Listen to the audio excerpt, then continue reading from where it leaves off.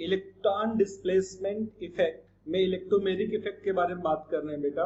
Effect वहां arise होता है जहां डबल बॉन्ड या ट्रिपल बॉन्ड होगी, मतलब मल्टीपल बॉन्ड का कॉन्सेप्ट। इसमें complete transfer of bond pair of electron, जो पाई बॉन्ड बनाए हुए डबल या ट्रिपल बॉन्ड में, transfer of pair of electron towards one of the atom in the presence of attacking reagent. Attacking reagent की presence में एक atom की तरफ कंप्लीट ट्रांसफर ऑफ इलेक्ट्रॉन होता है इस केस में, ठीक है, उसको हम इलेक्ट्रोमेरिक इफेक्ट बोलते हैं। तो अगर मैं एग्जांपल के तौर पे देखूं यहाँ पे, अगर हमने सी डबल बॉन्ड को सी बना दिया, तो यहाँ पे हमें पता नहीं है भाई किधर किधर ट्रांसफर होगा, क्योंकि दोनों की इलेक्ट्रोनेगेटिविटी एक जैसी है। लेकिन अगर मैंने यहाँ पे सी डबल बॉन्ड ओ बना दिया, तो हमें पता है कि O is the more electronegative compare to C, तो जो बॉन्ड पेयर ऑफ इलेक्ट्रॉन होगा टुवर्ड्स ऑक्सीजन की तरफ शिफ्ट होगी। तो यहाँ दो केसेस आ जाते हैं बेटा, कि जो डबल बॉन्ड आया हुआ है, लगा हुआ है, वो डबल बॉन्ड में जो पाई बॉन्ड है उनके दोनों टर्मिनल पे जो एटम है सेम इलेक्ट्रोनेगेटिविटी के हैं, डिफरेंट इलेक्ट्रोनेगेटिविटी के। अगर सेम इलेक्ट्रोनेगेटिविटी के एटम्स हैं बेटा, तो सेम इलेक्ट्रोनेगेटिविटी के एटम के लिए जो इनका ट्रांसफर होता है वो डिपेंड करता है सराउंडिंग एटम्स पे, उसके बाद के एटम पे कैसे जुड़े हुए। अगर डिफरेंट इलेक्ट्रोनेगेटिविटी के एटम में बेटा, जो इलेक्ट्रोनेगेटिव ज्यादा होगा उसकी तरफ शिफ्ट हो जाता है। ये दूसरा पार्ट है। मेन इसमें ध्यान रखना है कि एक टेम्परेरी इफेक्ट होता है। टेम्परेरी इफेक्ट कैसा होता है? टेम्परेरी, ये परमानेंट नहीं है।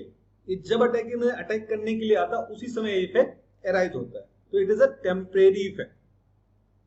It effects operate over long distance, और दूर से ऑपरेट, जब अटैक करने के लिए आता है ना डबल बॉन्ड की तरफ, तो दूर से ही अब उसमें होना, मतलब उसमें इफेक्ट ऑपरेट होना शुरू हो जाता है।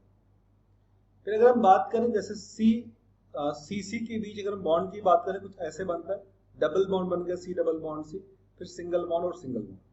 अटैक ऑफ द रीजन कब अटैक होने वाला है, कैसे अटैक होगा भाई? अगर हमने इस तरफ शिफ्ट किया, यहाँ तो हमें क्लियरिटी नहीं है भाई किस तरफ से करें, क्योंकि दोनों सी सेम है और दोनों सी के दोनों तरफ जो सराउंडिंग एटम वो भी सेम लगा हुआ है। तो किधर अटैक हो रहा है? इथेन मॉलिक्यूल है। इथेन मॉलिक्यूल में अटैकिंग रीजन के अटैक होने पे बॉन्ड की ब्रेकिंग किसी भी तरफ हो सकती है। जैसे हमने इस तरह से ब्रेकिंग कर दी इथेन मॉलिक्यूल में कि एक तरफ प्लस कर दिया, एक तरफ माइनस कर दिया। अब जब रिएजेंट रिमूव होगा तो वही चीज फिर से बन जाएगी, ठीक है ना? प्लस माइनस का बनना और उसका रिमूव होना, मतलब प्लस माइनस का लगना और उसका रिमूव होना, दोनों चीजें वहां पीछे हमने दिखाया हुआ है। जैसे हमने अगर दोनों में डिफरेंशिएट कर, जो पहले अभी आपने पढ़ा था इंडक्टिव इफेक्ट, जो आज पढ़ रहे हो आप इलेक्ट्रोमेरिक इफेक्ट, इसमें मेन डिफरेंस होता क्या है? मतलब एक बात, सिंपल सी बात की जाए कि हमारा जो इंडक्टिव इफेक्ट है वो कैसा इफेक्ट है? एक परमानेंट इफेक्ट होता है, और इलेक्ट्रोमेरिक इफेक्ट जो होता है बेटा वो एक टेम्परेरी इफेक्ट होता है। तो इंडक्टिव क्या हुआ? परमानेंट हुआ। दूसरा इलेक्ट्रोमेरिक क्या हुआ? एक टेम्परेरी इफेक्ट हुआ। तो ये दो इफेक्ट हो गए बेटा हमारे। अगर हम इसके बारे में अगले वाले में बात करें, नेक्स्ट वाला, it is due to the presence of electron, जो इलेक्ट्रॉन नेगेटिव मतलब इलेक्ट्रोनेगेटिव एटम होगा उसकी प्रेजेंस में इंडक्टिव इफेक्ट राइज होता है। और दूसरा जो इलेक्ट्रोमेरिक इफेक्ट है वो डबल बॉन्ड या ट्रिपल बॉन्ड की प्रेजेंस में अराइज होता है, ठीक है बेटा? डबल बॉन्ड या ट्रिपल बॉन्ड की प्रेजेंस में अराइज होता है, ठीक है ना? ये दो इफेक्ट आ गए। तो दो इफेक्ट के बाद तीसरा इफेक्ट आता है, it is the mobility of electron along the C single bond. ये इलेक्ट्रॉन की मोबिलिटी के कारण होता है, जो मतलब सी सिंगल बॉन्ड सी। एक हमने बताया था पिछली क्लास में आपको कि इंडक्टिव इफेक्ट केवल सिग्मा बॉन्ड में अराइज होता है, और सिग्मा बॉन्ड कहां तक? जिस कार्बन से Cl जुड़ा हुआ है उससे मैक्सिमम 3 कार्बन तक। ये इफेक्ट हम अराइज ये देखते हैं इस इफेक्ट को, ठीक है? जबकि इस वाले में अगर मैं पाई बॉन्ड के बारे में बात करूं या फिर इलेक्ट्रोमेरिक इफेक्ट के बारे में बात करूं, तो ये मल्टीपल बॉन्ड में उसी बस सिस्टम के ऊपर अराइज होता है, वहीं पर अराइज होता है। मोबाइल नहीं होगा, मोबिलिटी इसमें नहीं होगी, उसी पे बस। अब नेक्स्ट पॉइंट की अगर मैं बात करूं, इंडक्टिव इफेक्ट सिग्मा इलेक्ट्रॉन के कारण होता है और ये वाला पाई इलेक्ट्रॉन के कारण होता है। नेक्स्ट की बात करूं मैं, इंडक्टिव इफेक्ट में after second carbon in the chain, ये इसके इफेक्ट बहुत कम होने लगता है। मतलब ये समझो थर्ड के बाद इफेक्ट दिखाता ही नहीं। जिस कार्बन से मान लो Cl जुड़ा हुआ है, उस कार्बन को कार्बन 1 दिया गया, उसके बगल वाले को 2 दिया गया, उसके बगल वाले को 3 दिया गया। ये 3 तक इफेक्ट को हम देखते हैं। चौथे कार्बन से इफेक्ट जरूर रहता है, मतलब थर्ड कार्बन तक ये मैग्नीट्यूड दिखता है इफेक्ट का, उसके बाद इफेक्ट को हम इग्नोर कर देते हैं। अगर हम नेक्स्ट की बात करें, जो हमारा इंडक्टिव इफेक्ट, जैसा कि आपको मैं स्लाइड में दिखा रहा हूं, in this case the displaced electron pair does not leave its valence shell. मतलब ऐसा नहीं होता कि हमने एक तरफ डिस्प्लेस कराया कि बैलेंस सेल ही छोड़ दिया उसने, पूरा का पूरा नहीं ले लेगा वो, हाँ अपनी तरफ शिफ्ट करा के अपने आप को मोह इलेक्ट्रोनेगेटिव वो फील करेगा। तो अगर मैं दूसरे की बात करूं, in this case displaced electron pair leave its valence shell, मतलब पूरी तरह से उठ के दूसरे की तरफ चला जाता है, कंप्लीट ट्रांसफर ऑफ इलेक्ट्रॉन है। किस वाले में? Electromeric effect. बड़ा important point, this point is very important, ये वाला पॉइंट, ये वाला आपके लिए बहुत इंपॉर्टेंट है। रीजन क्या हुआ? एक में कंप्लीट ट्रांसफर ऑफ इलेक्ट्रॉन है और दूसरे में एक टेम्परेरी, मतलब उस तरफ शिफ्ट हो जाता है, एक पार्शियल पॉजिटिव चार्ज हमें दिखाई देता है, जबकि वो परमानेंट इफेक्ट है। पहले वाला परमानेंट इफेक्ट है, इंडक्टिव परमानेंट है, दूसरा टेम्परेरी इफेक्ट है। जो परमानेंट इफेक्ट है उसमें डिस्प्लेसमेंट में इलेक्ट्रॉन लीव नहीं करता, टेम्परेरी इफेक्ट वाला इलेक्ट्रॉन अपने सेल से लीव करके जाता है। इंपॉर्टेंट पॉइंट है, बहुत इंपॉर्टेंट पॉइंट है। नेक्स्ट, वही सिग्मा इलेक्ट्रॉन पाई इलेक्ट्रॉन की बात है, और पार्शियल चार्ज डेवलप होता है एटम पे, जिसमें कोई आयंस नहीं फॉर्म होते। अच्छा, इसको रिप्रेजेंट कैसे किया जाता है? इंडक्टिव को आई से, तो इलेक्ट्रोमेरिक को ई से रिप्रेजेंट किया जाता है। आओ हम कुछ क्वेश्चंस करते हैं और फिर देखते हैं क्या सही होगा। आप तैयार रहो आप लोग, मैं नाम लेके पूछूंगा आपसे। Homolytic fission take place in, homolytic fission take place in option 1 symmetrical manner, unsymmetrical, both A and B, और कैन नॉट सी। अब बताएंगे इस आंसर को अर्णव सिद्धार्थ सिंह।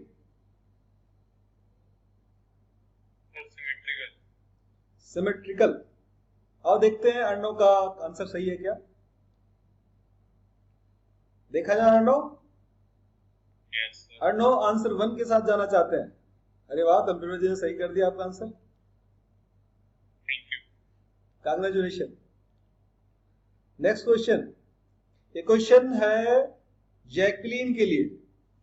इन carbocation carbon is, Jacqueline sp3 hybridize option 1, sp2 option 2, sp option 3, sp3d option 4। Answer Jacqueline. हाँ बेटा, sp2। Jacqueline का answer sp2। और computer जी जरा चेक करिए भाई, चेक करते हैं बेटा आंसर। अरे वाह, कांग्रेचुलेशन, आपका भी आंसर सही है। Next, third question, inductive effect is, Sarthak Taneja आपकी बारी है। Temporary, permanent, both and A and B, या फिर कैन नॉट से। सार्थक ने तो क्वेश्चन के साथ ही बता दिया। अब देखिए कंप्यूटर जी क्या बोलते हैं। अरे वाह, कांग्रेचुलेशन। इसमें थोड़ा म्यूजिक भी चाहिए था, तो अगली बार लगाऊंगा।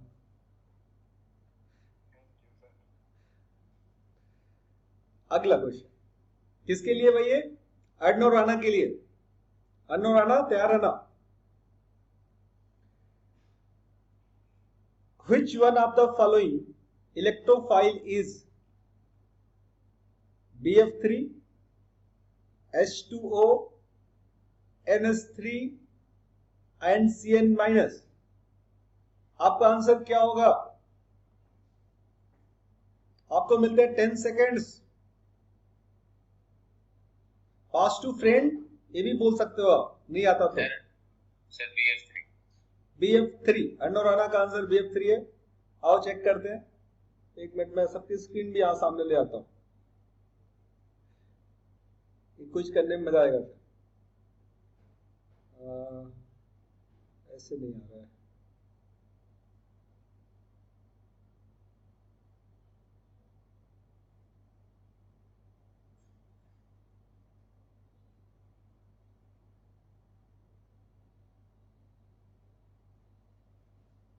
चलो आप चेक कर लेते हैं, फिर देखते हैं।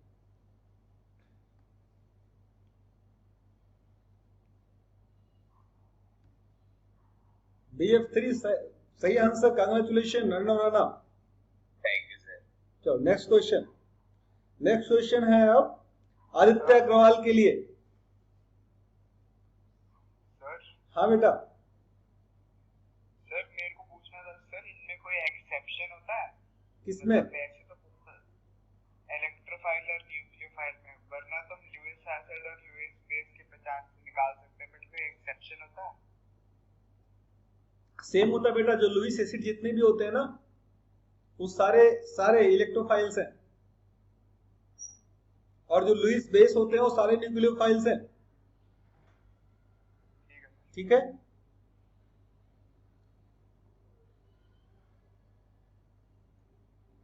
ठीक है ना?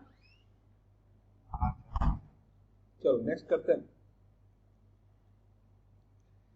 अब मैंने बोला था किसका टाइम था, आदित्य अग्रवाल का था। न्यूक्लियोफाइल और Lewis acid, Lewis base, both A and B, none of these, Aditya Agarwal.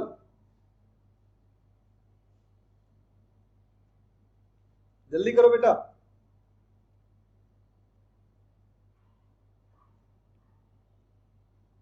आपका टाइम अप हो रहा है।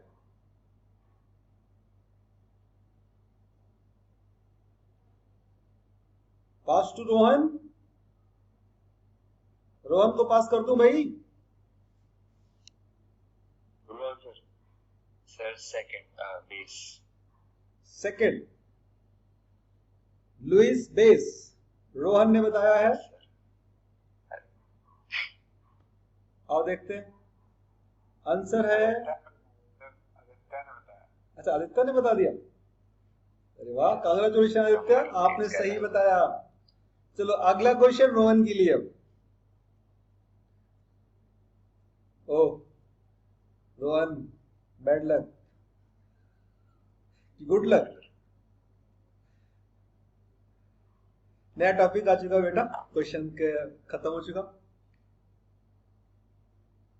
अब नेक्स्ट क्वेश्चन में आता है, नेक्स्ट टॉपिक में आता है, sorry, resonance and hyper conjugation. ये दो टॉपिक है बेटा, बड़ा इंपॉर्टेंट टॉपिक जो कि आपने केमिकल बॉन्डिंग में पढ़ा हुआ है थोड़ा सा। रेजोनेंस के बारे में सबसे पहले डिस्कस करेंगे। रेजोनेंस एक्चुअल में पाई बॉन्ड का डीलोकलाइजेशन होता है और हाइपर कंजुगेशन सिग्मा बॉन्ड का डीलोकलाइजेशन होता है। अगर मैं इसके बारे में बात करूं कि जहां पे पाई बॉन्ड डीलोकलाइज होकर के नए नए स्ट्रक्चर्स बनाते हैं और वो स्ट्रक्चर की आइडेंटिकल मानते हैं, मतलब वहां पे कहीं एटम की पोजीशन कहीं चेंज नहीं होगी, चेंज होगा तो पाई बॉन्ड की पोजीशन, और उससे एक नया कंपाउंड फॉर्म होगा जिसको कैनोनिकल स्ट्रक्चर का नाम दिया जाता है, और वो सेम या कंट्रीब्यूटिंग स्ट्रक्चर उसको बोल देते हैं। मतलब जैसा पहला वाला वैसा सेकंड वाले को उतनी तवज्जो मिलती है बेटा। दोनों बस अगर कोई कंपाउंड ज्यादा रेजोनेटिंग स्ट्रक्चर बनाता है, इसका मतलब अपनी एनर्जी ज्यादा पार्ट में डिस्ट्रीब्यूट कर रहा है और स्टेबिलिटी अपनी बढ़ा रहा है। तो अगर डेफिनेशन की टर्म में इसको देखा जाए, the phenomenon in which two or more equivalent structure for a compound can be written that involve identical position of atom but different arrangement of electron is called resonance. Position atom की वही रहेगी but pi bond के position change होगा, उसको हम क्या बोलते हैं? रेजोनेंस।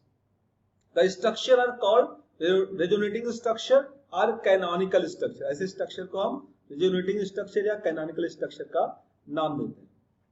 अब रेजोनेटिंग स्ट्रक्चर ऑफ बेंजीन की अगर बात करें तो हम बेंजीन के बारे में देखो, बेंजीन जहां पाई बॉन्ड्स है पहले वाले स्ट्रक्चर में, दूसरी स्ट्रक्चर्स में हमने पाई बॉन्ड उस प्लेस पे नहीं रखा है। सिग्मा को पाई और पाई को सिग्मा, मतलब जहां सिंगल बॉन्ड था वहां डबल हो गया, जहां डबल था वहां सिंगल हो गया, जैसा हमने यहां दिखाया। ये क्या है? रेजोनेंस को शो करता है। इसको हम दोनों को मिला के अगर दिखाएं तो ऐसे दिखाया जाता है जनरली बेंजीन के बारे में। तो बेंजीन में अगर हम बात किया जाए, बेंजीन के अगर किसी पोजीशन पे मैं कुछ ग्रुप लगा दूं तो उसके रिस्पेक्ट में जो जस्ट फर्स्ट पोजीशन होती है उसको आर्थो, नेक्स्ट पोजीशन को मेटा और नेक्स्ट पैरा। तो दो आर्थो, दो मेटा और एक पैरा होता है हर एक बेंजीन रिंग में। बड़ा इंपॉर्टेंट चीज है, आपको यहाँ पे इमेज में दिखाया गया है। 2 आर्थो, 2 मेटा और 1 para, O for ortho, M for Meta, P for. अब डायरेक्टिव इन्फ्लुएंस की बात की जाए, अब functional group in the mono substituted benzene में अगर ये बात करें हम लोग, तो देखो OH ग्रुप लगा हुआ है, इसको फिनॉल बोलते हैं। अब इसमें अगर ओ बेंजीन को अपने इलेक्ट्रॉन डोनेट कर रहा है, किसको? बेंजीन को। कौन? ओ का मतलब क्या हुआ? ओ का मतलब हुआ जिसके पास लोन पेयर है।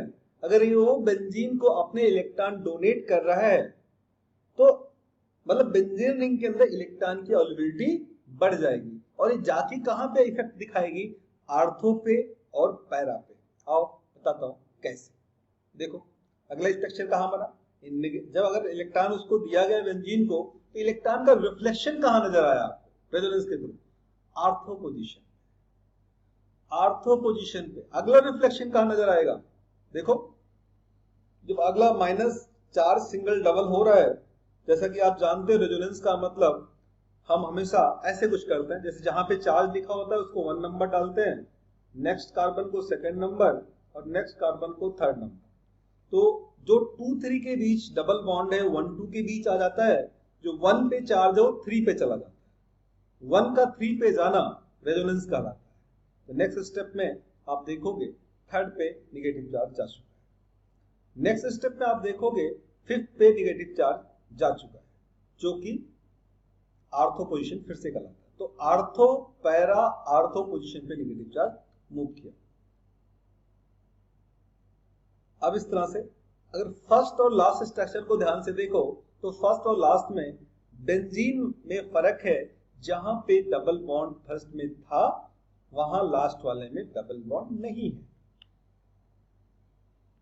ठीक है, तो लिखा है यहां पे, और यहां मैं बात करूं,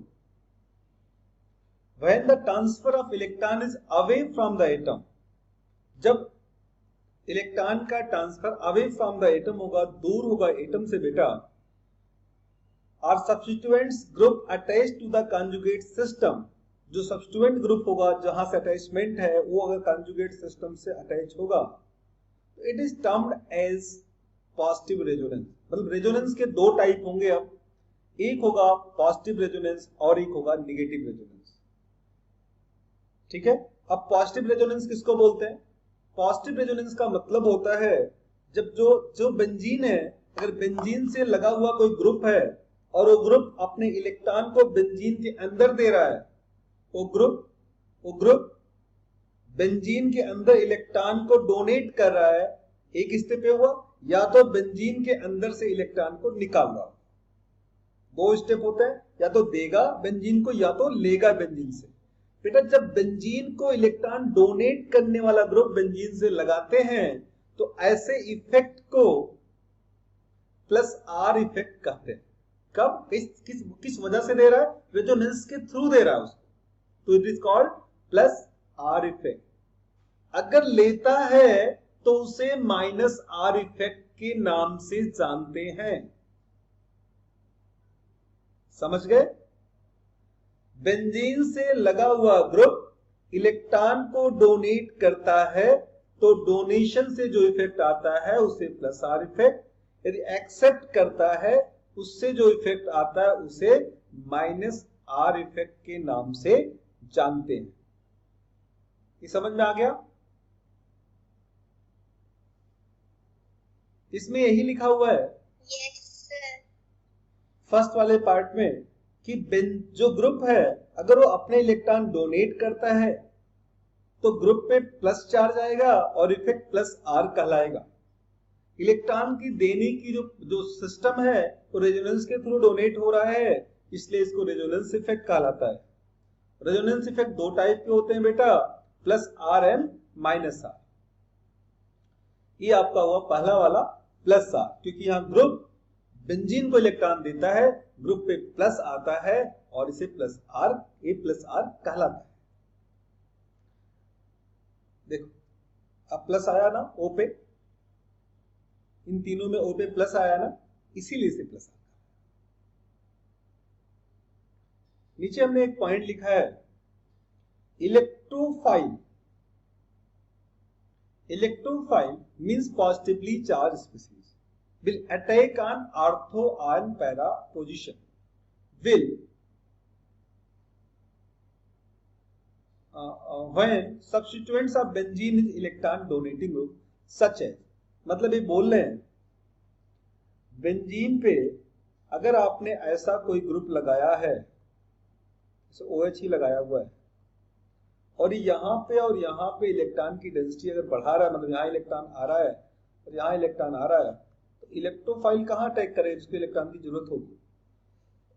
तो या तो आर्थो पे अटैक करता है या तो पैरा पे अटैक करता है। इसी चीज को बताना चाह रहे हैं।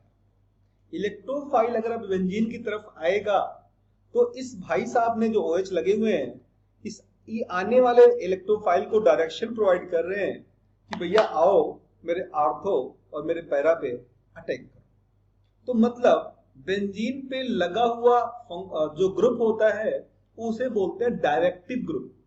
वो आने वाले अटैकिंग रीजन को डायरेक्शन प्रोवाइड करता है। आखिर बचे हुए 5 कार्बन एटम्स वाले सिस्टम में से आप कहां कहां पे अटैक करके बेहतर प्रोडक्ट का प्रोडक्शन कर सकते हैं। तो OH यहाँ पे क्या है, एक डायरेक्टिव ग्रुप की तरह काम कर रहा है, डायरेक्शन दे रहा है किसको, आने वाले इलेक्ट्रोफाइल कि भाई आर्थो पे अटैक करो या तो पैरा पे अटैक करो। Electrophile that is positively charge species will attack on ortho or para position when substituents on benzene is electron donating group such as, कौन कौन से हैं, जैसे NH2 हो गया आपका, OH हो गया, NHR हो गया, NHCO CH3 हो गया, OCH3 हो गया, R हो गया। ये सब क्या है, ये सब आपका इलेक्ट्रॉन डोनेटिंग ग्रुप्स हैं। इसके पास इलेक्ट्रॉन अवेलेबल है, वो इलेक्ट्रॉन डोनेट करते हैं बेंजीन रिंग को, बट बेंजीन का जो आर्थो और पैरा पोजीशन है वो एक्टिवेट हो जाता है, इलेक्ट्रॉन वहां पे शो करता है, तो आने वाला इलेक्ट्रोफाइल उस आर्थो और पैरा पोजीशन पे आके अटैक करता है। अब नए टॉपिक पे चलते हैं, नाम है negative resonance means minus are effect. अब माइनस आर इफेक्ट में बात करेंगे ऐसे ग्रुप का जो बेंजीन से इलेक्ट्रॉन लेता है, बेंजीन को देता नहीं है, बेंजीन से लेता है। बेंजीन से लेने वाला ग्रुप में खास पहचानने वाली बात आपको होगी कि या तो उस ग्रुप के ऊपर सीधा का सीधा प्लस चार्ज हो या कुछ ऐसा हो, मतलब जब बॉन्ड में तोड़ूंगा ना इसको ऐसे, यहाँ पे प्लस चार्ज आ जाएगा। तो बेंजीन से अटैच जो एटम होगा ना, या तो वो एटम डबल बॉन्ड से जुड़ा होगा, टूटने के बाद प्लस आ जाएगा, या उसमें प्लस होगा, या तो प्लस होगा या प्लस आ जाएगा। या तो बेंजीन से अटैच एटम के ऊपर प्लस होगा या प्लस आ जाएगा। जब प्लस आ जाएगा तो माइनस आर कहलाएगा। उल्टा प्लस आर मतलब बेंजीन से लगा हुआ डायरेक्ट एटम के ऊपर प्लस लगा है तो माइनस आर कहलाता है। माइनस लगा है या माइनस आ जाएगा या माइनस अवेलेबल है तो उसे प्लस आ जाएगा। उल्टा याद करें। तो नाइट्रोबेंजीन है, प्लस तो नहीं है लेकिन आ जाएगा। क्यों? NO है, O इलेक्ट्रोनेगेटिव है तो बॉन्ड पेयर अपनी तरफ ले जाएगा, N पे प्लस चार्ज आ जाएगा तो प्लस चार्ज अंदर जाके आर्थो पैरा पे इलेक्ट्रॉन की डेंसिटी को कम करेगा, कम करेगा भाई। यहाँ पे प्लस चार्ज आ रहा है आर्थो पैरा पे, रेजोनेंस तो वही करता है। रेजोनेंस तो यहाँ फिर से यही पे आर्थो पे पैरा पे इलेक्ट्रॉन की डेंसिटी मतलब वहां पे प्लस चार्ज ले जाएगा और उस पे इलेक्ट्रॉन की डेंसिटी कम हो जाएगी तो वहां कम करेगा इलेक्ट्रॉन की density.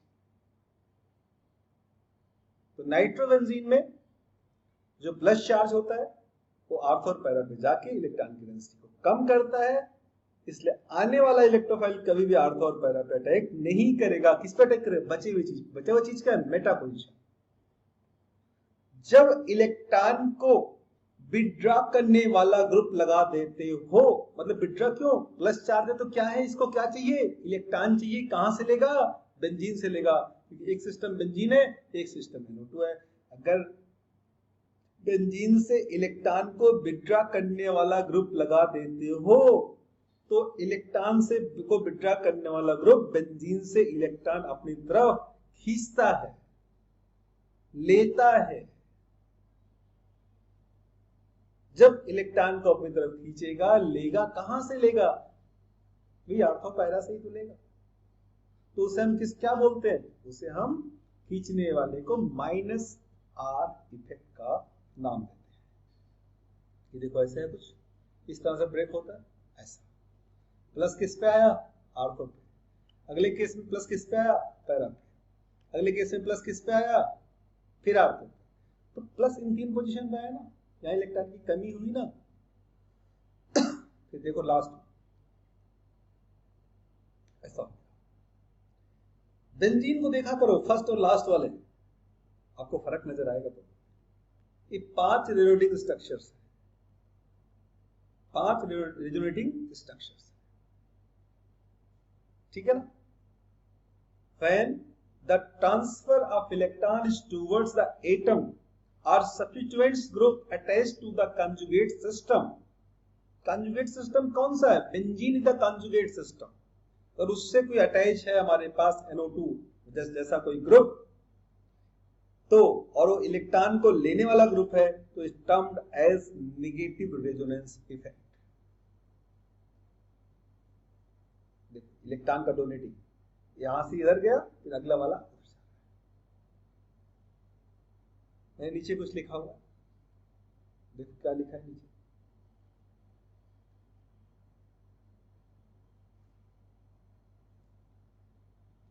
Electrophile will attack only on meta position when constituents on benzene in electron withdrawing group such as NO2, cyanide, CH। इस सब में देखो डबल बॉन्ड होगा, NO2 N double bond O, cyanide C triple bond M, CHO C double bond O, COH C double bond O, SO3H S double bond O, COR C double bond O, OR। इस सब में double bond है, सब में double bond है। और double bond में C और O है, या C या N है, N है, O है, जो अटैच है बेंजीन से वो कम इलेक्ट्रोनेगेटिव है, उसके बगल वाला ज्यादा इलेक्ट्रोनेगेटिव है। डबल बॉन्ड हमेशा उसे प्लस आएगा। तो ऐसे केस में जिससे बेंजीन से ऐसे ग्रुप अटैच हो, तो आने वाला इनकमिंग इलेक्ट्रोफाइल हमेशा हमेशा और हमेशा मेटा पोजीशन पे आने वाला इलेक्ट्रोफाइल बेंजीन के मेटा पोजीशन पे अटैक करे। वेरी इंपॉर्टेंट पॉइंट, बहुत इंपॉर्टेंट पॉइंट है कि आने वाली चीज कहां अटैक करेगी। 5 पोजीशंस हैं, उसमें से किस पोजीशन को चुनेगी? इन 5 पोजीशन में से किस पोजीशन को चुनेगी? तो अगर हमारे पास निकालने वाला ग्रुप है तो मेटा को चुनेगी। इलेक्ट्रॉन को निकालने वाला ग्रुप बेंजीन से लगा दिया तो मेटा को चुनेगी, इलेक्ट्रॉन को देने वाला ग्रुप लगा दिया तो आर्थो पैरा पे लगेगा। जाहिर सी बात है, सबको समझ में आ ही चुका होगा। अब हम बात करते हैं हाइपर कंजुगेशन की। तो delocalization of sigma bond of alpha carbon, alpha CH bond, अभी समझाता हूं आपको अल्फा CH बॉन्ड है क्या। Towards the unsaturation is known as hyperconjugation. Sigma bond, किसका sigma bond? Alpha CH bond. How, क्या है, क्या बोल रहे हैं? एग्जाम्पल के तौर पे कार्बन, कार्बन प्लस चार्ज मतलब अनसैचुरेशन, इससे जुड़ा हुआ अगला carbon is called alpha carbon, इससे जुड़ा हुआ hydrogen is called alpha hydrogen. तो यहां बेटा एक अल्फा कार्बन है और एक अल्फा हाइड्रोजन है, ये अल्फा CH बॉन्ड है। इस अल्फा CH बॉन्ड किसको बोला हमने? यहां मैंने दिखाया है। और ये अल्फा CH बॉन्ड किससे जुड़ा हुआ है? इस कार्बन जुड़ा हुआ है जिसके पास 6 इलेक्ट्रॉन है। CH C बॉन्ड है, C मतलब 6 इलेक्ट्रॉन। क्या होगा इसमें? इसका नाम क्या है? Ethyl carbonate. क्या होगा इसमें? इसमें अगले स्टेप में अगर हम बात करें, देखो CH के बीच का जो बॉन्ड है वो किधर आ रहा है? CC पे आ रहा है, ठीक है। इसके बीच का बॉन्ड गायब हो गया है, ध्यान से देखना, उसके बीच का बॉन्ड गायब हो चुका है, सी डबल बॉन्ड सी आ गया है, ठीक है। इसको बोलते हैं हाइपर कंजुगेशन, इसको बोलते हैं hyperconjugation. Delocalisation of sigma bond, delocalisation of sigma bond is called hyperconjugation. जहां पे ये वाला सिग्मा बॉन्ड जो अल्फा कार्बन अल्फा हाइड्रोजन के बीच बना हुआ है वो डीलोकलाइज हो रहा है बेटा। इसका दूसरा नाम नो बॉन्ड रेजोनेंस भी है, बॉन्ड दिख ही नहीं रहा, गायब हो चुका है, बट वो अपनी प्लेस चेंज नहीं करेगा, हाइड्रोजन जहां था पहले वहीं पे रहेगा। बेटा कभी भी रेजोनेंस या हाइपर कंजुगेशन में एटम की पोजीशन नहीं चेंज होती, दोनों में मेन डिफरेंस है, उसमें बाई बॉन्ड का डिलोकलाइजेशन होता है और इसमें सिग्मा बॉन्ड का, वो भी स्पेशल टाइप का सिग्मा बॉन्ड होता है, स्पेशल टाइप का सिग्मा बॉन्ड होता है बेटा, समझ गए क्या? जितने अल्फा हाइड्रोजन होंगे उतनी बार इसका हाइपर कंजुगेशन। भाई कितने CH बॉन्ड है, कितने अल्फा कार्बन है, एक अल्फा कार्बन, उससे कितने अल्फा हाइड्रोजन होंगे, भाई 3 अल्फा हाइड्रोजन होंगे, तो 3 अल्फा हाइड्रोजन को तीनों एक एक करके तीनों घटाओ ना, एक बार देखो टॉप को, एक बार लेफ्ट को और एक बार बॉटम को, तीनों घटा दिया, 3 आपको हाइपर कंजुगेटिंग स्ट्रक्चर दिखा रहे हैं, और एक जो पहले था वो भी एक स्ट्रक्चर उसमें इन्वॉल्व किया जाता है। तो अगर पूछा जाए total hyperconjugating structure ethyl carbocation में कितना होगा, तो जितने अल्फा हाइड्रोजन होंगे उसमें एक जोड़ देना, एक जो बना हुआ तो रहेगा ही ना, तो 3 + 1 hyperconjugating structure, number of alpha hydrogen +1 is called hyperconjugating structure. Application क्या होता है हाइपर कंजुगेशन का? It explain the stability of carbocation, free radical, alkenes, इन सब की स्टेबिलिटी को एक्सप्लेन करने के लिए हम इसका कॉन्सेप्ट को यूज करते हैं, समझ गए ना? अभी इतने पे क्वेश्चन बनाते हैं। रोहन आप छूट गए थे ना पिछली बार, आओ आपसे शुरू करते हैं questions. The delocalisation of electron due to overlap between p orbital and sigma bond is called as resonance, hyperconjugation, no bond resonance, both B and C, not R C, both B and C.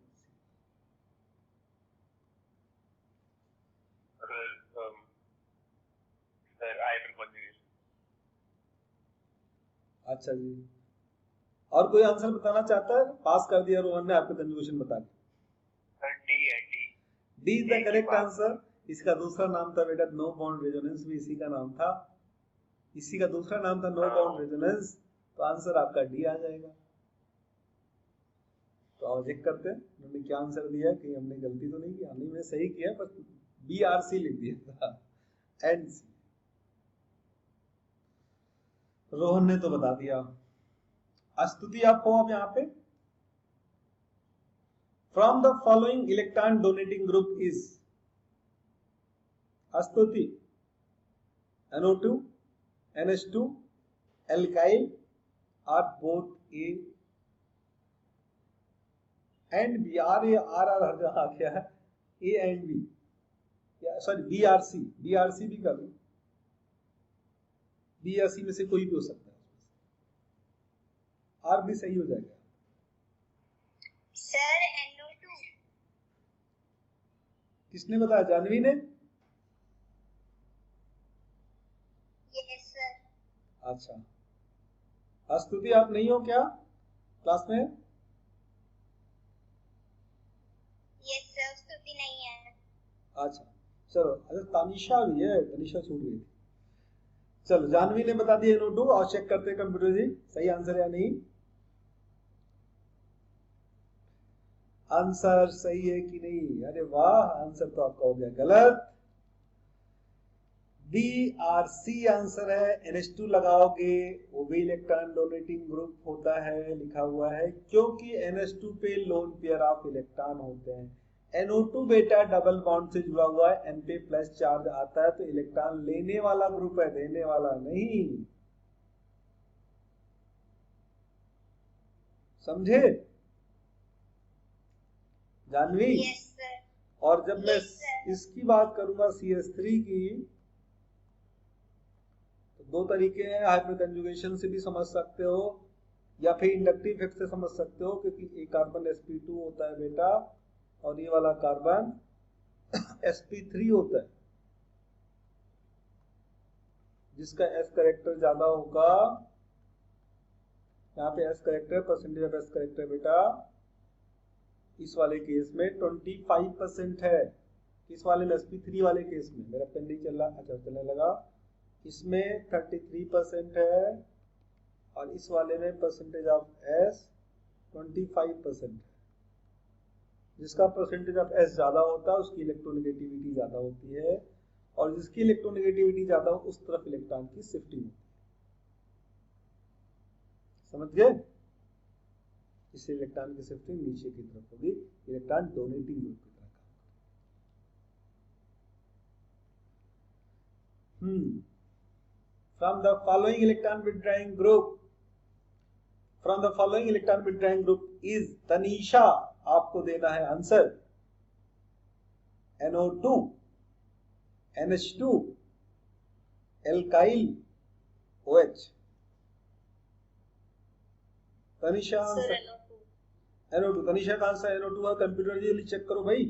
अरे वाह, सही answer, congratulation बेटा। Next, Tanisha आपसे बहुत देर से नहीं पूछा, एक क्वेश्चन आपके लिए और फिर। In electrophilic substitution reaction of nitrobenzene, electrophile will attack on, किस पोजीशन पे अटैक करेगा? तनीषा आपके लिए ऑप्शन है 1 आर्थो, बी ऑप्शन मेटा पे, सी ऑप्शन पैरा पे और D option ortho and para पे। आपका आंसर क्या है? सर नाइट्रोबेंजीन मतलब NO2 वाला, NO2 वाला बेटा, मतलब N पे plus charge, Meta position. Correct answer, congratulation Tanisha. Next move करते हैं रीजेंट पे, नया टॉपिक आ गया। रीजेंट अटैक करने वाला, अटैकिंग रीजेंट। सर इसका रीजन क्या है? किसका बेटा? मेटा पे क्यों करेगा? चलो फिर से बता देता हूँ, इसके बारे में समझा तो चुका हूँ, फिर से समझा देता हूँ बेटा। जब ऐसे कोई ग्रुप होता है, NO2 मान लो, यहाँ प्लस चार्ज आ गया, प्लस चार्ज पहले लगा ही देता हूँ, आगे कुछ भी हो तो रेजोनेंस के थ्रू प्लस चार्ज कहाँ जाएगा? आर्थो इस पे जाएगा, फिर यहाँ तो इस पे जाएगा, या तो इस पे जाएगा। एक 3 पोजीशन हुए ना जहाँ प्लस चार्ज जाएगा। Yes sir. तो अगर यहाँ प्लस चार्ज आ गया, इलेक्ट्रॉन की इस पे कमी हो गई और इलेक्ट्रोफाइल है जो इलेक्ट्रॉन की कमी वाला ही है, तो कहाँ पे आके अटैक करेगा? जहाँ इलेक्ट्रॉन ज्यादा होगा, 5 पोजीशन में से। इलेक्ट्रोफाइल तो इलेक्ट्रॉन की कमी वाला चीज होती है ना, अटैक कहाँ करेगा? तो यहाँ जो चीज होती है इस पे और इस पे आती है। अगर यहाँ माइनस होती तो भी इस पे और इस पे आती, तो वहां पे आर्थो या पैरा पे अटैक करता। समझ गए? Yes sir. Good. Next, reagent, electrophilic reagent,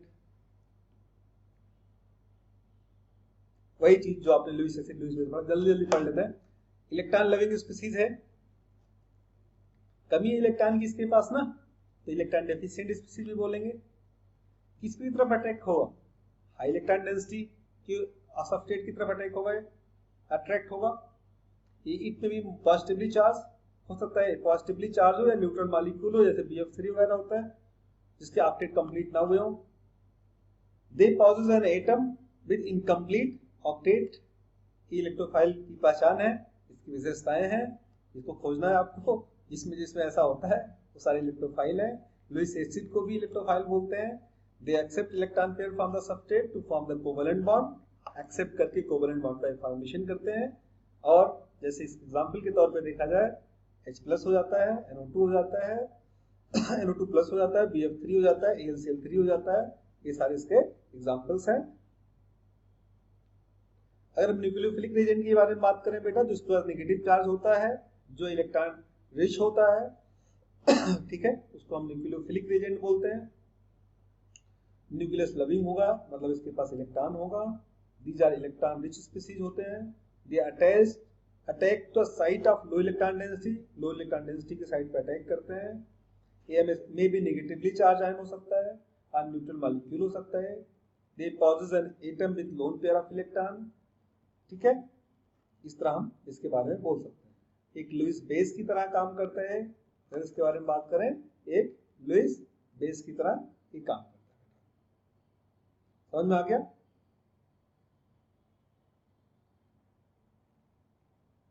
दूसरा अगर हम बात करें इसमें, they donate an electron pair to substrate to form coordinate bond. अगर मैं इससे इलेक्ट्रॉन का डोनेशन करता हूँ इलेक्ट्रॉन डेफिशिएंट स्पीशीज की तरफ, तो कोऑर्डिनेट बॉन्ड का फॉर्मेशन होता है। एग्जाम्पल के तौर पे OH माइनस हो गया आपका, CN माइनस हो गया, O वाटर हो गया, NH3 हो गया, इसके पास लोन पेयर ऑफ इलेक्ट्रॉन होते हैं बेटा। ये सब आपके एग्जाम्पल्स हैं। समझ गए? आप समझ चुके हो इलेक्ट्रोफाइल इलेक्ट्रॉन डेफिशिएंट स्पीशीज को बोलते हैं, न्यूक्लियोफाइल इलेक्ट्रॉन रिच स्पीशीज को बोलते हैं। ठीक है जी? हाँ जी, यस सर। और अगर हम आगे मूव करें, आगे में हमें कहाँ करना है, किस पे जाना है? Criteria for purity of organic compound. अगर मैं अपनी सीबीएसई की स्लाइड को देखा जाए, अब तक सीबीएसई के जो पोर्शन आपके स्कूल के लिए इंपॉर्टेंट है वो चैप्टर के खत्म हो चुके हैं। अब यहाँ ये भी सीबीएसई में दिया गया है बेटा, बट पढ़ाया नहीं जाता। इसके क्वेश्चन हमारे नीट में भी आते हैं, जेईई मेंस में भी आते हैं, बट आपके स्कूल के सिलेबस में नहीं है। प्योरिटी वाला प्रैक्टिकल में भी आपको जानना होता है, थोड़ा सा प्रैक्टिकल एग्जामिनेशन के लिए आप जान सकते हैं। क्राइटेरिया फॉर प्योरिटी क्या होता है? प्योरिटी के लिए कौन कितना प्योर है, कौन कितना प्योर है। प्योरिटी, गोल्ड की प्योरिटी बड़ा मायने रखती है बेटा। गोल्ड की प्योरिटी बहुत मायने रखती है, ऐसे बहुत चीजों की प्योरिटी, हमारी प्योरिटी, आपकी प्योरिटी बहुत मायने रखती है। चलो आगे बढ़ते हैं। प्योरिटी को प्रूव करने के लिए हमारे पास क्राइटेरिया जो प्योरिटी का होता है, बॉइलिंग पॉइंट एक क्राइटेरिया है, मेल्टिंग पॉइंट प्योर सॉलिड है। अगर एक डेफिनेट टेम्परेचर पे मेल्ट होता है,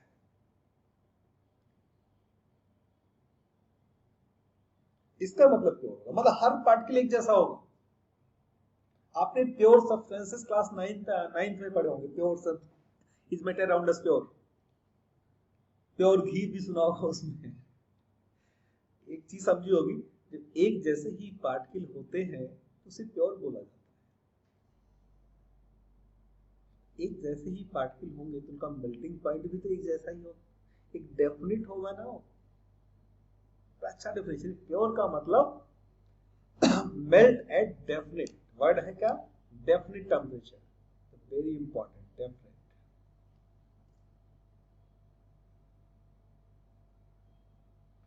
अगर हम यहाँ पे प्योर लिक्विड की बात करें, तो प्योर लिक्विड की बात करेंगे, इसका मतलब क्या होता है? प्योर लिक्विड आपका बॉयल होता है एक डेफिनेट, एक थोड़ा सा कैमरे को लिखने में दिक्कत हो रही है। प्योर लिक्विड की अगर बात करें बेटा, ये हमारा है डेफिनेट बॉइलिंग पॉइंट, इसका बॉइलिंग पॉइंट डेफिनेट होता है प्योर लिक्विड। अगर हम मेल्टिंग पॉइंट डिटर्मिनेशन की बात करें तो हम कैसे करते हैं? Melting point of A solid means the temperature at which a solid change into a liquid form is called melting point. जैसे कैपिलरी है, नीचे सील्ड एंड है, ऊपर से ओपन एंड है, बीच में सब्सटेंस है, ये थर्मामीटर है, हमने ऐसे बांध दिया अच्छे तरीके से। थ्रेड है, थ्रेड से हमने इसको प्रॉपर बांध दिया है।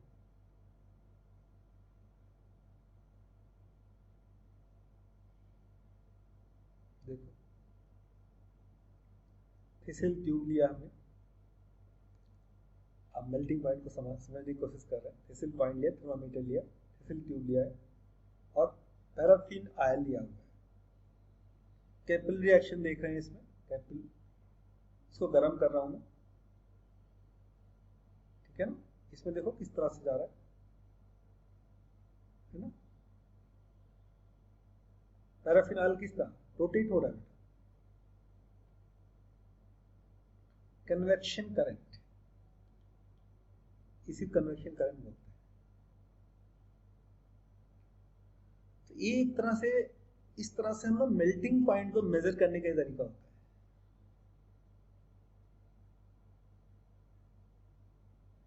बॉइलिंग पॉइंट आप जानते हो कैसे, बॉइलिंग पॉइंट आप लिक्विड कैसे हम निकालते हैं, डेफिनेशन क्या है, temperature at which liquid liquid ना रहा, ये बोलते दोस्त दोस्त ना रहा, the temperature at which liquid liquid ना रहा, लिक्विड अपने आप को वेपर फेज में कन्वर्ट कर दिया, किस पे, एट एटमॉस्फेरिक प्रेशर पे, is called boiling point of a liquid. Fusion tube लिया, कैपिलरी लिया, ओपन एंड है, पीछे से सील ट्यूब है, थर्मामीटर हमने यूज किया है यहाँ, थ्रेड से हमने बांध दिया, दोनों को मेजर करेगा उसको। सिंपल फिसल ट्यूब है, पैराफिन ऑयल है, यहाँ पे थर्मामीटर को हमने अंदर रखा हुआ, उसके साथ सेम ऑप्शन किया, थर्मामीटर पे चीजें मेजर करूंगा मैं कि किस टेम्परेचर पे जो सब्सटेंस मैंने थ्रेड से बांधा हुआ है तो अपने वजूद को खत्म कर लेगा, दोस्त दोस्त ना रहा, लिक्विड लिक्विड ना रहा, ठीक है ना। सिंपल से अगर डेफिनेशन समझे हम मेल्टिंग पॉइंट या बॉइलिंग पॉइंट की, बॉइलिंग पॉइंट बड़ा इंटरेस्टिंग डेफिनेशन है, ठीक वैसे ही जैसे दोस्त दोस्त ना रहा, मतलब the temperature at which liquid अपने आप को वेपर में कन्वर्ट कर देता है एट एटमॉस्फेरिक प्रेशर पे, is called boiling point of that liquid, ठीक है। अगर इसके मेथड की बात करें हम, प्योरिफिकेशन ऑफ ऑर्गेनिक कंपाउंड, कुछ इस तरह के मेथड्स होते हैं बेटा प्योरिफिकेशन के। एक सब्लिमेशन है, आपने पढ़ा है कहीं पे, क्रिस्टलाइजेशन भी पढ़ा होगा, डिस्टिलेशन भी पढ़ा होगा, और डिफरेंशियल एक्सट्रैक्शन भी पढ़ा होगा, और क्रोमेटोग्राफी। ये मिक्सचर को अलग करने के मेथड्स आपने पढ़े होंगे, इस क्लास 10 में पढ़ा होगा।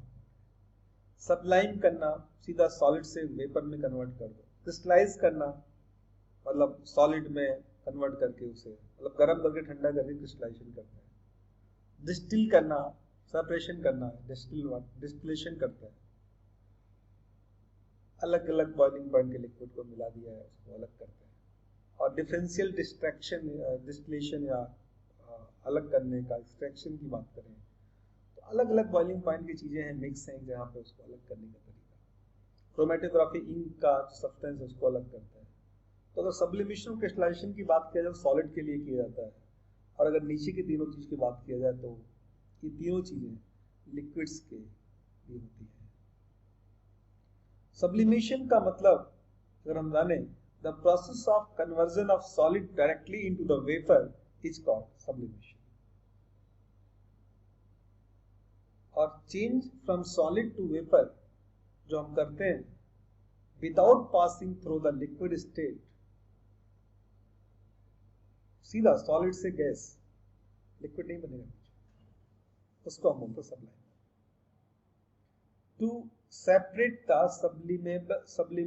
सबलाइमेबल compound from non sublimable impurities, जो सबलाइम हो सकते हैं ऐसे कंपाउंड को नॉन सबलाइमेबल इम्प्योरिटी से सेपरेट करने की जो टेक्निक है उसको हम सब्लिमेशन।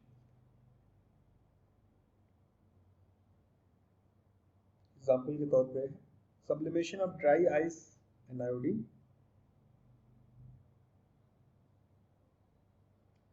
अगर मेथड ऑफ प्यूरिफिकेशन की बात करें,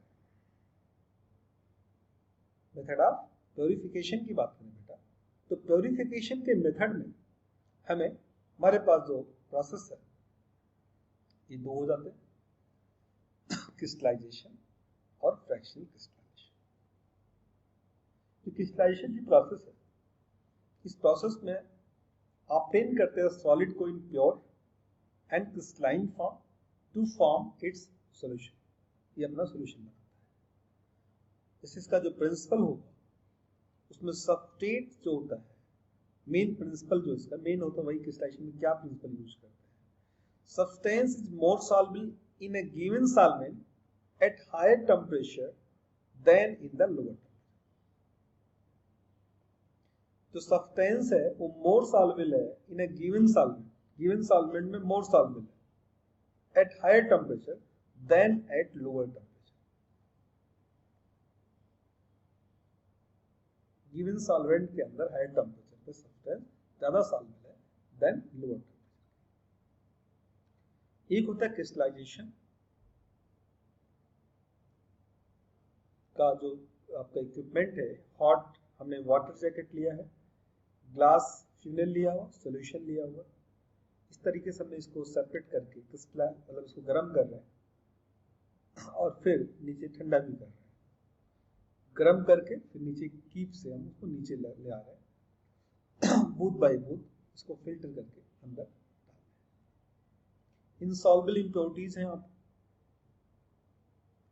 चॉइस ऑफ सॉल्वेंट है, compound being crystallized, compound crystallized हो रहा है, more soluble at higher temperature, दूसरा least soluble at room temperature.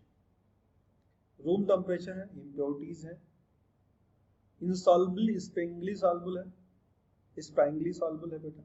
Solvent की बात करें, no reaction with compound to be purified. Solvent की बात, जो सॉल्वेंट है यहाँ पे उसका लो बॉइलिंग पॉइंट होना चाहिए, रिमूवल इजियर होता है इससे। अब सॉल्वेंट के बारे में बात करें, इसकी लो विस्कोसिटी होनी चाहिए। ये सॉल्वेंट की बात करें, सॉल्वेंट कंपाउंड से कोई रिएक्शन ना करे, बॉइलिंग पॉइंट लो हो, रिमूवल इससे इजियर हो जाता है, और उसकी विस्कोसिटी मतलब गाढ़ापन भी लो होना चाहिए। और एक फ्रैक्शनल क्रिस्टलाइजेशन की बात करें, फ्रैक्शन बन जाते हैं इसमें, अलग अलग बॉइलिंग पॉइंट पर अलग अलग चीजें सेपरेट होती हैं। Separating component of the mixture of the two or more solid having the different solubilities in the same solvent at the same temperature by stepwise crystallization। और least soluble जो substance होता है crystallizes और first और recrystallization की process होती है, इसको फिर से recrystallize करते हैं। जो more soluble substance होता है crystallize out होता है इसमें से। इस पे MCQ कर लेते हैं और इसका complete करते हैं अपने। Which of the following is not a criteria of purity of the substance? इसको बताएंगे रोहन। कौन सा प्योरिटी का क्राइटेरिया नहीं है, कौन सी चीज प्योरिटी का क्राइटेरिया नहीं है रोहन? कुछ चीजें मैंने इसमें से एक चीज के बारे में आज बात नहीं की है, वही चीज होगी रोहन। सार्थक तनेजा आंसर।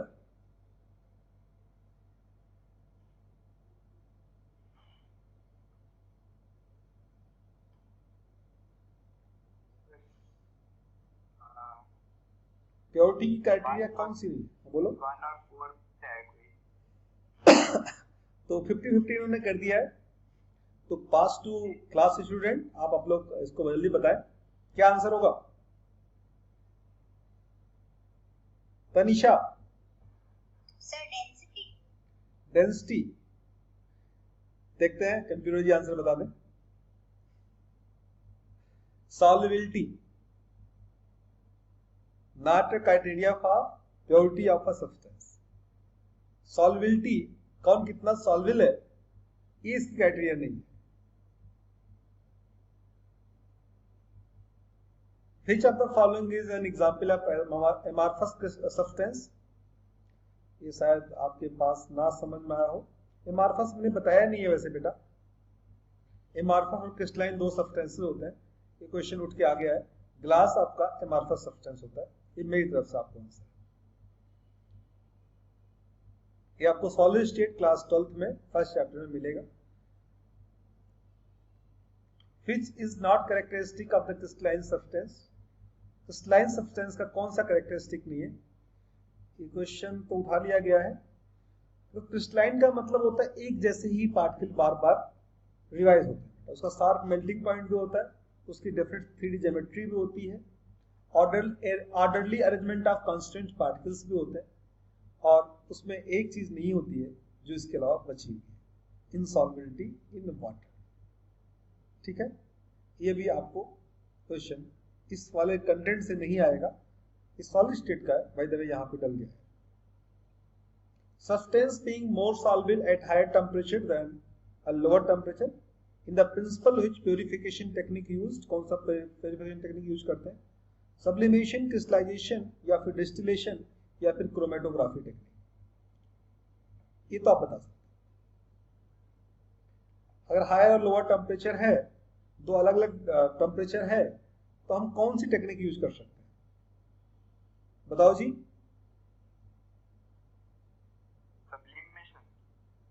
क्रिस्टलाइजेशन में मुझे नहीं आता सर, ये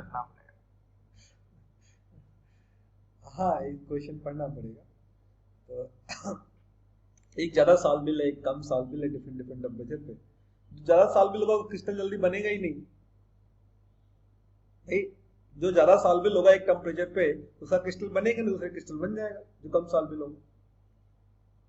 क्रिस्टलाइजेशन के लिए चीजों को कलेक्ट होना होता है, तो इसने बोला सॉल्युबिलिटी, सॉल्युबल के बारे में, डिसॉल्व होने के बारे में, इसलिए इसका आंसर क्रिस्टलाइजेशन। डिस्टिलेशन अगला टॉपिक होता है बेटा, इसको अब हम जो अगला टॉपिक है उसे हम अगली क्लास में ही पढ़ेंगे।